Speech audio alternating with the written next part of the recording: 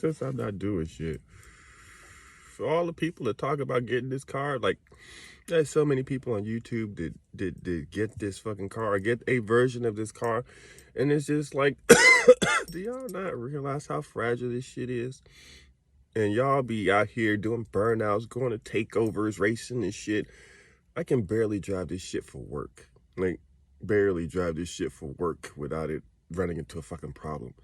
It's like everything under the sun just randomly becomes wrong with this shit for no relevant reason. Like, people tell me the car looks brand new, and I'm like, it's got enough money dropped into it where it fucking should. All it needs is a fucking bath, but it's just like, they said that these cars were reliable. Where the fuck is the reliability? The drivetrain's a fucking hot mess. And I mean a hot mess. For a 2016, a drivetrain shouldn't be a hot mess that you have to go in and have rebuilt. Like, straight up and down. Then they don't want to honor the fucking warranty. Like, this shit had a fucking lifetime powertrain warranty. They gave me, what, $6,000? They gave me $6,000, a one-time fix, that's it. I managed to get lucky because the place that tried to fix this car didn't know what the fuck they were doing, so I managed to get the money back from that shit. That's how I managed to drop the extra shit into this fucking car. But it's just like, has it been worth it? Has it been at all worth it? For the few nice drives I've had with this fucking thing over the past, what, 2 years? Two years and a couple months that I've owned this car, has it been worth it? Not really. It's like, it's fun to drive when it works, but it's always got a fucking problem. Like, you gotta drop $9,000 into a fucking engine, or $6,000, however fucking much, to have the full engine rebuilt once the turn your needle bearing shit happens. And it's just like, is it really worth it? Like, yeah, you get some drives out of it, but the miles per gallon isn't all that great. And it's like, if it breaks yet again, it's just like, it puts such a stressful, like, it puts so much stress on the fucking life.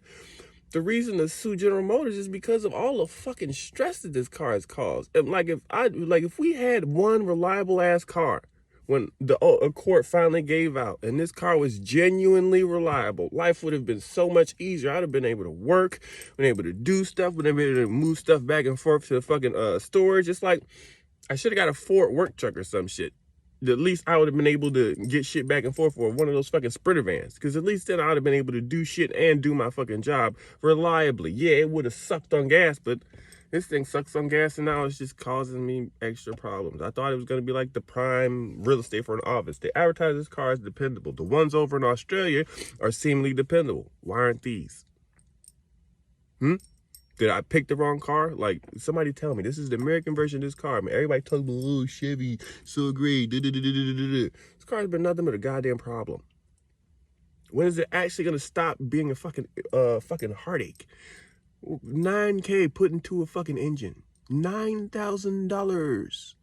Then then the extra $600 for the fucking drivetrain that fell out on the drive back. Almost $10,000 put into this fucking car. How much more do you fucking need to see from me for this car to actually be reliable? General Motors, why isn't this car reliable? I just put $10,000 almost into this shit. Don't even count for the fucking parts that I paid for the parts too. That's like, what, an extra fucking $4,000. So we're at like fucking $13,000. Why is this car still not reliable? Anybody want to tell me that? General Motors, I would love a response. Why is this 2016 Chevy SS Holden Commodore, whatever the fuck you want to call it, why is it not reliable?